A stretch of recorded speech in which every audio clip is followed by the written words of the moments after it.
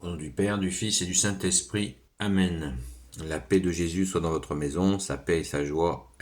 Alléluia, j'espère que vous allez bien. Nous lisons le Saint-Évangile selon Saint Matthieu, chapitre 10, verset 34 jusqu'au chapitre 11, verset 1. Ne croyez pas que je sois venu apporter la paix à la terre. Je ne suis pas venu amener la paix, mais l'épée. Je suis venu pour créer la division. On sera contre son propre père, la fille s'opposera à sa mère, et la jeune mariée à sa belle-mère. Chacun aura pour ennemi les gens de sa maison.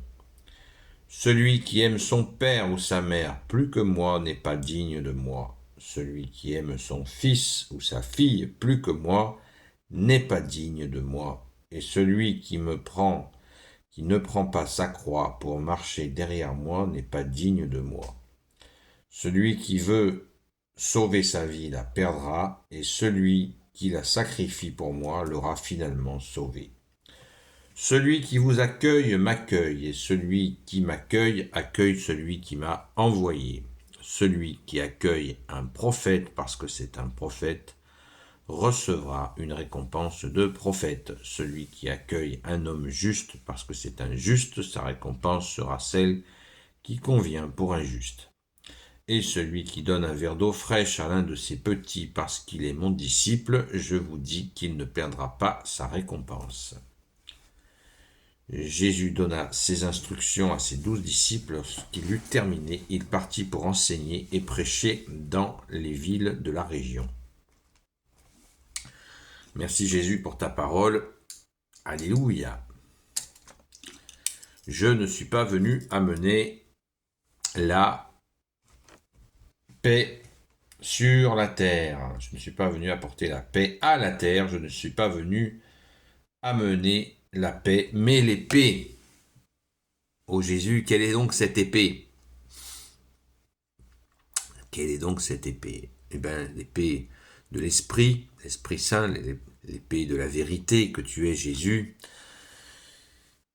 Nous avons une représentation dans l'Apocalypse où il sort de la langue, il sort de l'agneau, de la tête de l'agneau, il sort une épée acérée de sa bouche.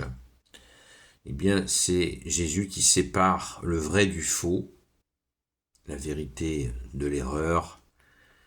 Jésus sépare le bien du mal, et bien sûr, ça fait des secousses. Et alléluia, rendons grâce, ne nous en plaignons pas.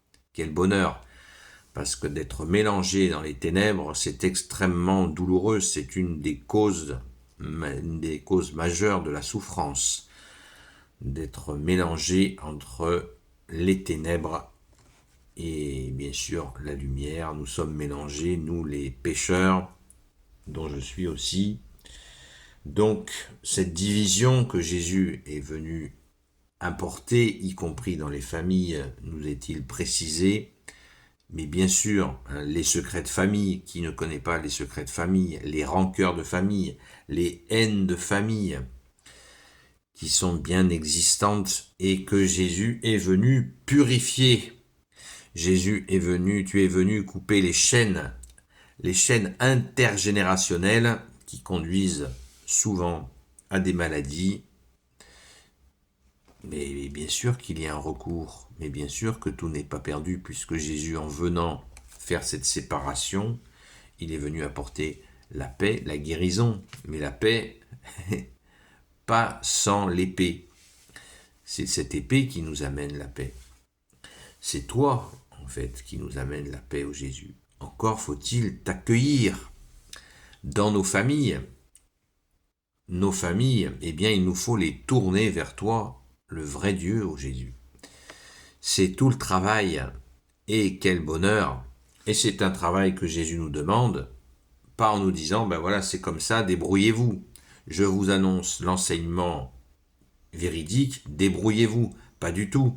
Jésus nous transmet la vérité et il nous donne la force de la mettre en pratique. C'est très important, on n'insiste jamais assez là-dessus. Jésus ne nous laisse pas seuls, il est bien là, dans cette séparation, il est là, il est présent, afin que la terre soit purifiée. Purifiée par qui? Par toi, Jésus. Amen. Seul sauveur institué par le Père. Donc Jésus est à l'action, est à l'œuvre. Il ne l'a pas fait du bout du doigt, puisqu'il est monté sur cette croix pour justement porter toute cette misère que je viens d'énoncer.